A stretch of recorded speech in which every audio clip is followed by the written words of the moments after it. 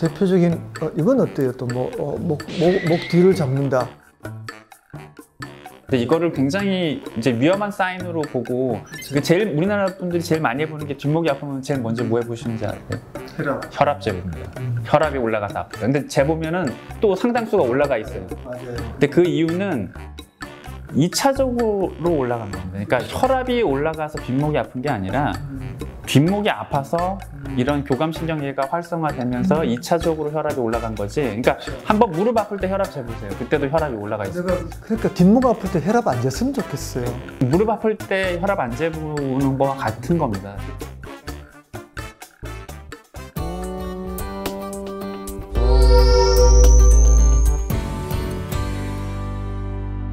예, 안녕하십니까.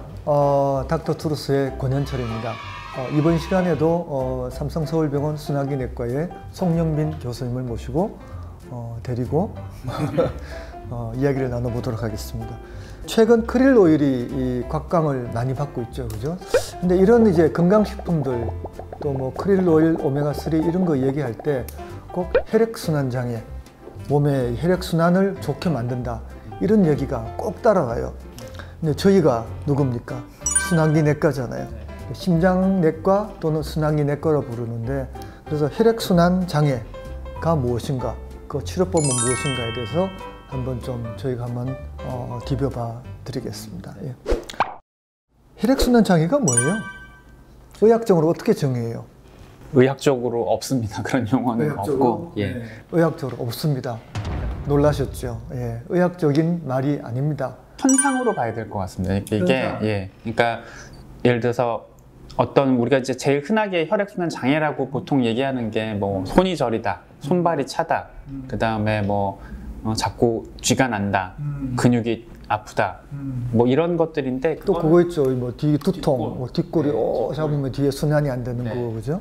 그러니까 근데 사실은 그것들은 다 혈액순환이 안 돼서 생기는 게 아니거든요. 그렇죠. 그러니까 결국에는 다른 원인인데 그걸 모두 다 혈액순환이 안 돼서 생기는 걸로 생각을 하다 보니 그런 용어들이 자꾸 전통적으로 그런 믿음이 굉장히 오랫동안 지속되어 왔거든요. 사실 그래서 혈액순환 장애라는 것이 실제로 이 의학적인 용어가 아니고 저희가 이게 혈액순환 장애를 얘기하기 위해서는 인터넷을 찾아볼 수밖에 없어요.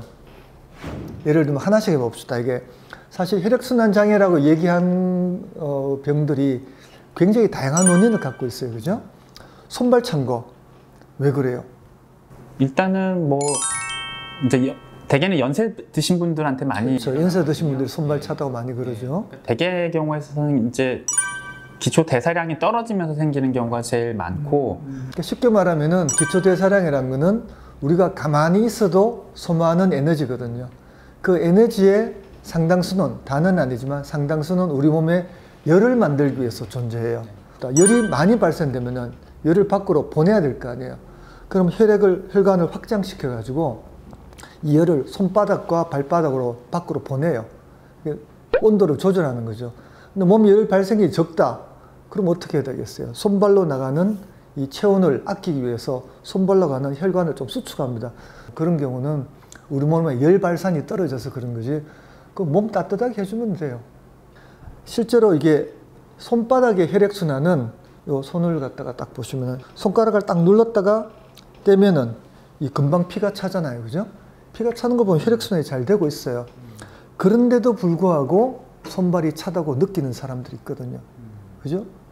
그게 이제 실제로는 신경장애가 있는 경우가 있고, 당뇨에 말초 신경병증, 그죠? 신경이 좀 낡으면은 혈액순환이 괜찮는데도 손발이 차게 또는 저리게 느낄 수도 있어요. 잘못 느껴지는 형태로 나타나는 경우가 제일 많죠. 반대로 자극을 전혀 없는데도 계속 자극이 있는 것처럼 느껴지는 경우도 있기 때문에 네, 그런 경우가 오히려 혈액순환이 안 된다고 자꾸 해석을 하시는 것 같습니다. 네. 손가락이 저리는 원인 중에 가장 젊은 사람들 흔한 거는 이 팔꿈치 쪽에 문제가 있어서 신경이 눌려서 팔이 저린 경우. 사실 목 디스크도 꽤 많잖아요. 사실 핸드폰 많이 보니까. 그죠? 목 디스크의 대표 증세 중에 이 팔 전체가 저린 증세가 있고, 반대로 나이가 좀 더 드시면 이제 손목 쪽에 인대 뭐 수근관 증후군이라고 그러는데 이럴 때 신경이 늘려서 손이 저리는 경우 이게 훨씬 더 흔한 빈도이기 때문에 수근관 증후군 이야기 잘하셨는데 그 좀 제 환자 중에서도 많이 있어서 네. 수술을 많이 보냈거든요. 그 자세히 좀 설명을 좀 해주시겠어요? 손목에는 굉장히 중요한 혈관들과 신경들이 많이 지나가기 때문에 이거를 보호하기 위해서 이제 링 같은 타입이 있는데 그러니까 이게 나이가 들거나 하면은 이 그 내부가 이제 압력이나 이런 거에 눌리는 겁니다. 근데 대개는 인대나 뭐 신경, 혈관 다 있는데 이제 그 중에서 가장 약한 부위가 신경 쪽이거든요. 그러니까 가장 먼저 증상이 눌리는 부위가 신경이 되고 그로 인해서 이제 자꾸 저린 증상이 나옵니다. 여기 사진도 있는데 정중신경이라고 한 게 이 가운데 정중앙을 지나가요. 이 신경이 이 엄지손가락 여기 요 약지의 반을 분포하거든요. 그 엄지손가락부터 이 부분까지가 저리고 새끼손가락도 괜찮아요. 그래서 여기가 저리면은 이건 혈액순환이 아니라 수근관 증후군 또는 수근터널 증후군이라고 그래서 여기는 뭐 주사를 맞거나 가볍게 수술로 촉 째주면은 좋아집니다. 그래서 하여튼 이 저린 게 혈액순환하고 관계가 없다. 이거를 좀 말씀드리고 싶고